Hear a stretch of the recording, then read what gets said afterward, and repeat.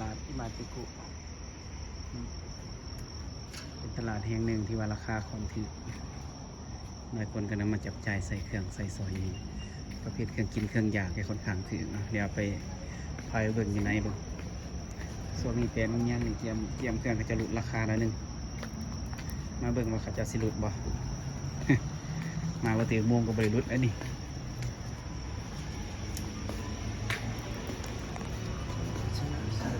มาเลือกเอาหล่อไปเลย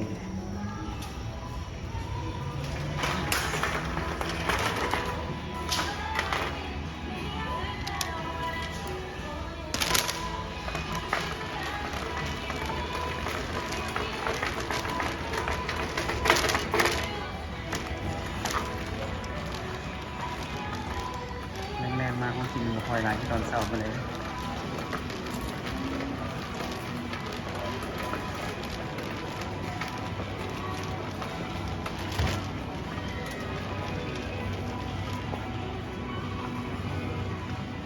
ลงน้ำ189นี่น้อยเดียวนะอยู่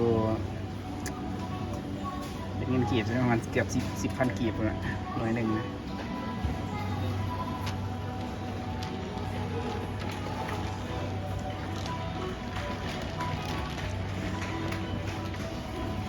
หมักโม่เท่าไหร่นี่400เก่าเปียงหนึ่ง400เก่าแพงไหนราคาตามนี้นะพอเรทเงินเดือนนี้ก็1 เยนก็ประมาณเท่าไหร่135 1 เยนนะเงินกีบนะเปิดในนี้4 มา400เก่าซื้อแล้วถือมาก็ละ10 ปลายพันกีบนะ10 ปลายต้นๆนี่แหละ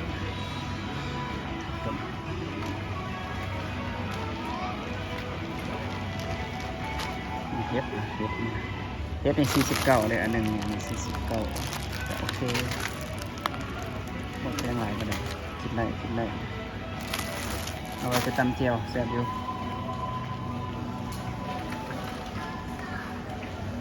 ราคาตามป้ายนี่เลยโอเคงั้นอะไรกินโอเคยังไม่กินโยคิง190 ปลายแครอท199นี่แครอทเป็นแบบไหน119เอา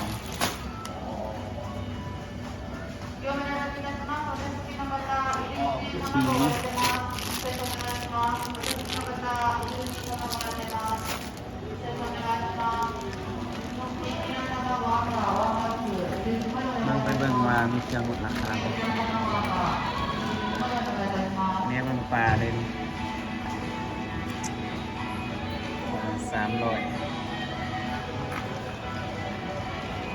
นี่มันการจับจ่ายใส่ซอยอยู่ตลาดโอ้เดี๋ยวปลาทูหลายเลย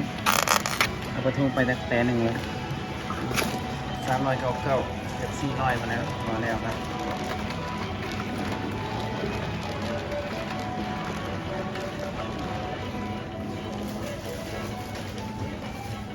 นี่มีปลาหมึกมีหนวดปลาหมึกมันจะตำกุบในเรื่องนี้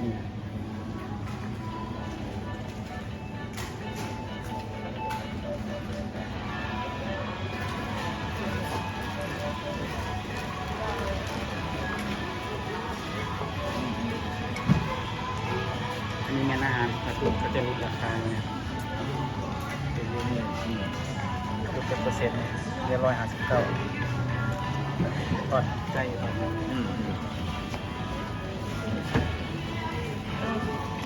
ทอดปลาเรียบ129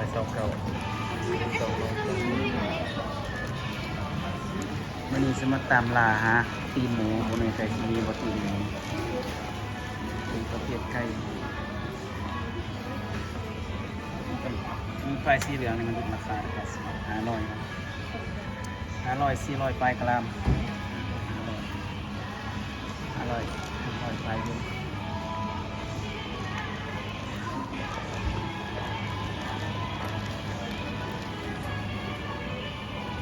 ตามราคาหูหมูบ่ค่อยเห็น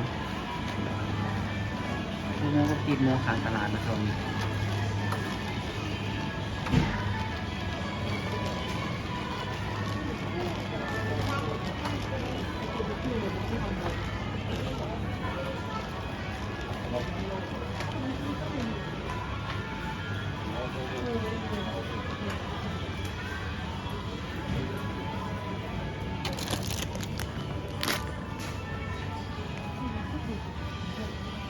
ใช่แต่คือเนื้อบมีซะแบบนี้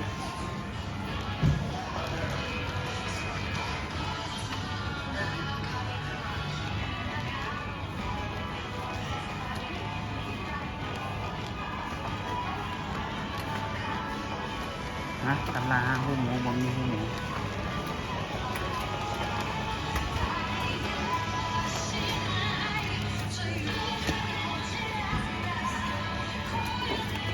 แต่กำลังคิดราคาคิดรูปราคานี่